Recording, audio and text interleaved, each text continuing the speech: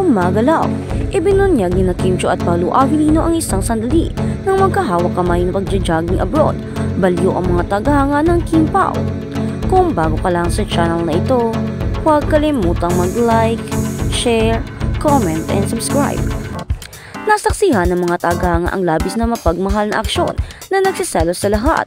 Sa loob ng maraming taon ng kwento ng pag-iibigan ni Kim Chiu at Paolo Avellino ay palaging isang paksa na nagpapakurious sa publiko.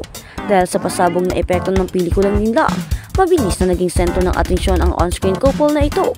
Hindi lang dahil sa kanilang chemistry sa screen, kundi dahil din sa kanilang intimate at sweet gestures sa totoong buhay. Kamakailan, muling nabulabog ang mga social media network na biglang nag-viral.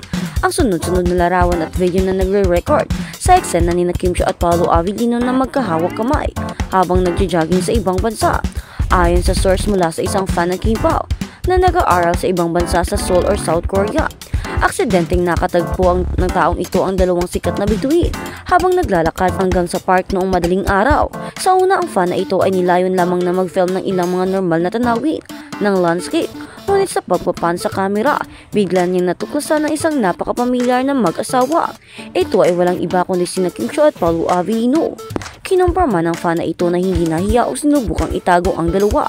Sa kabaligtaran, komportable sina Kim Chiu at Paolo Avellino na nagtatawanan at nag-uusap sa buong proseso ng pagja-jogging. Higit sa lahat, hindi inaasahang pagkakataon. Marahang hinawakan ni Paolo ang kamay ni Kim Chiu nang muntik na itong madulas sa running track. Ang pakikipagkamay na ito ay nagpasabog ng mga tagahanga ng Kim Pao, kung isa sa alang-alang ito na isang tacit confirmation na ang kanilang relasyon ay talagang higit pa sa pagkakaibigan. Sa loob lamang ng ilang oras, lumitaw ang isang serye ng jogging hand-in-hand ng mga larawan sa lahat ng dako sa Twitter, TikTok at Facebook. Ang hashtag na hashtag #KimPaoJogging ay mabilis na umakyat sa nangungunang trending sa Pilipinas at lumabas pa sa trending tab sa Vietnam at Singapore, kung saan medyo may malaking K-drama at Pinoy fan community. Sa ibaba ng mga post, isang serye ng mga komento ang nagpahayag ng pananabik. Oh my God, public na, holding hands. Narito ang mga layunin ng mag-asawa, nagsiselos ako. Wala nang pagtatago, ang mga tagangan ng Kim Pao ay maaaring malayang magdiwang mula ngayon. Gayon pa man, mayroon ding mas mga nakalaan na opinyon. Siguro malapit lang silang magkaibigan, huwag masyadong itulak ang bangka. Sino ang nakakaalam? Marahil ito ay isang PR trick para sa isang bagong proyekto. Ang paghahati ng opinyon ng publiko ay ginawang mas mainit ang paksang ito. Gusto ng lahat na malaman ang katotohanan sa likod ng matatamis na sandaling iyon. Kapansin-pansin na ilang araw lang bago nagpost si Kim Chiu sa Instagram na nasa Seoul siya para dumalo sa isang international fashion event. Samantala ay may schedule rin daw si Paolo Avellino para mag-film ng commercial sa Korea. Ang katotohanan na parehong lumitaw sa parehong sikat na lokasyon ay higit pang nagpapatibay sa pagiging tunay na kwento. Dagdag pa rito, biglang muling ibinahagi ng ABS-CBN fanpage ang lumang poster ng pelikulang Linda noong umaga na nag-leak na nag-jogging sa image na nagdulot ng kaguluhan at fan community dahil akala nila ito ay isang secret celebration para sa muling pagsasama ng mag-asawa. Hindi ito ang unang pagkakataon na nagdulot ng bagyo sina Kim Chiu at Paolo Avellino dahil sa sweet moments nila.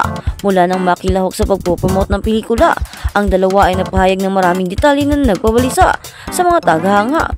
Sa isang Star Magic concert, hindi nagdalawang isip si Paolo na inakbayan si Kim Chiu sa mismong stage. Sa live broadcast ng ASA program, ang mga mata ni Kim at Paolo nang nakatingin ay sinusuri ng mga netizens at inedit sa daang viral clips. Kamakailan lang nahuli ang dalawa na nagdi-dinner sa likod ng entablado sa isang awards event, ngunit pareho silang nananatiling tahimik sa lahat ng chismis. Kaya naman nang lumitaw ang sandali ng pagja-jogging na magkahawak kamay, mas naniwala ang mga fans na hindi lang ito nagkataon. Hindi tumigil doon ang mga detectives sa internet ay mabilis na nakahanap ng maraming kawili-wiling detalye. Sa clip na kasuot ng puting oversized hoodie si Kim Chiu, pinaniniwala ang kapareho ng brand ng hoodie na suot ni Paolo ilang linggo na ang nakaraan. Agad itong tinawag ng mga tagahanga na couple jacket or couple shirt. Pagkatapos mag-jogging, huminto daw ang dalawa sa isang maliit na cafe sa tabi ng ilog. Ilang fans pang ang nagsabing nakita nila si Paolo na maraming binuksan ang pinto at hinila ang upuan para kay Kim. Isang kilos na tipikal ng isang boyfriend. Nagkataon naman noong araw ding iyon, ang hashtag na hashtag KimPaoForever ay hindi inaasahang pumasok sa top 5 trending sa Pilipinas. na lalong nagpasigla sa opinyon ng publiko. Gayunpaman hanggang ngayon wala pa ring opisyal na pahayag sina Kim Chiu o Paolo Avellino tungkol sa insidente. Tumanggi ding magkomento ang mga kinatawa ng pamunuan ng dalawa. Sa madaling sabi lang na ito ang pribadong buhay ng artista. Ang katahimikang ito ay lalong nagpapakurious sa publiko kung ang mga kaibigan lang talaga sila o kung magkaibigan lang talaga sila. Bakit komportable silang magkahawak kamay sa publiko? Lalo na at alam nilang dalawa na sigurado may mga fans kung saan-saan. Pero kontrolar nga ito na ba ang unang hakbang ng dalawa para palihim na isa publiko ang kanilang relasyon? Hanggang kaninang hapon sa mga entertainment forum, ang paksang Kim Pao jogging pa rin ang sentro ng talakayin. Sa Facebook, isang serye ng mga fan group ang nagbahagi ng mga memes, reaction video at libu-libong salita ng pagsusuri upang ipagtanggol ang kanilang pananaw. Nagplano pa nga ang ilang tagahanga ng Kim Pao na mag-organize ng isang online celebration event. Kung talagang maging public ang dalawa, tinawag nila itong Couple Goals Festival. Nangako na gagawing global trend ang hashtag na #KimPaoForever.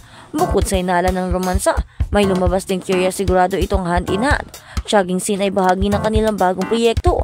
Maraming netizens ang naniniwala na maaaring magsama muli sina Kim at Paolo sa isang pelikula o commercial na magkasama at ang jogging session na ito ay isang rehearsal scene lamang or lang. Gayunpaman ang teoryang ito ay mabilis na pinabulaanan ng mga taghanga na nakasaksi nito. Walang kamera silang dalawa lang. Very natural ang lahat, hindi parang acting. One fan affirm, ano man ang katotohanan hindi maikakaila ng imahe ni Kim Chiu at Paolo Avellino na magkahawak kamay na nagja-jogging. Sa isang bansa ay lumika ng lindol sa social media, parin nitong nasiyahan ang mga inaasahan ng mga tagahanga ng Kim Pao at nagbukas ang hindi mabilang ng mga tanong na hindi nasasagot. Ito ba ang pagkakataon na lihim na ibinalita ng dalawa ang kanilang relasyon o ito ba ay buno sa pagitan ng dalawang matalik na magkaibigan pagkatapos ng maraming magkasanib na proyekto? Bukod pa rin ang sagot, pero isa lang ang sigurado. Muling napatunayan ni Kim Chiu at Paolo Avellino na sila ang pinaka-interesado sa publiko.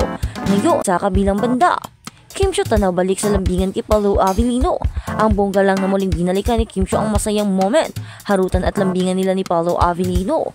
Yes, bagamat sabi nga niya ay lalong overdue na pero kilig pa rin ang dating sa mga funny. Ito nga ang chika ni Kimi, thank you long overdue. Hindi masasabi ang pasasalamat para sa magandang paglalakbay na ito. Malayo na ang narating ng pelikula kasama ang makatarungang bahagi ng mga bumps at hindi inaasahang pagliko. Sa panahon kung saan napakaraming nilalaman ang isang click na lang, ang mapagkakatiwala ang namumuno sa isang pelikulang ginawa para sa malaking screen ay parang napaka-espesyal. Salamat sa Star Cinema at salamat sa lahat. To the amazing people behind the scenes, promo creators, thank you so much. To all the most visited, maraming salamat. Halos maubos ang laman ng baso ngunit hindi ito mangyayari dahil iyong mapagmahal at suporta ang nagpasigla sa akin. Sa lahat, mabuhay ang pelikulang Pilipino, mabuhay tayong lahat.